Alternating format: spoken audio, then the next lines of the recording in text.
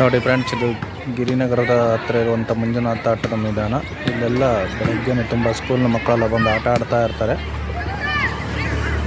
ಒಂದೊಂದು ಕಡೆ ಒಬ್ಬೊಬ್ರು ಅವ್ರವ್ರದ್ದೇ ಗುಂಪು ಮಾಡ್ಕೊಂಡು ಆಟ ಆಡ್ತಾ ಇರ್ತಾರೆ. ಇಲ್ಲೊಂದು ಗುಂಪಿದೆ, ಇದೊಂದು ಬೇರೆ ಸ್ಕೂಲ್ನ ಮಕ್ಕಳು.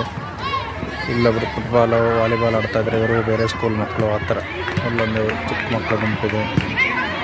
ಇದೆಲ್ಲ ಸ್ವಲ್ಪ ಜನ ಮಕ್ಕಳೆಲ್ಲ ಕರ್ಕೊಬಂದು ಆಟ ಆಡ್ತಾ ಇರ್ತಾರೆ. ಪಾರ್ಕು ಇದೆ ಇಲ್ಲಿ.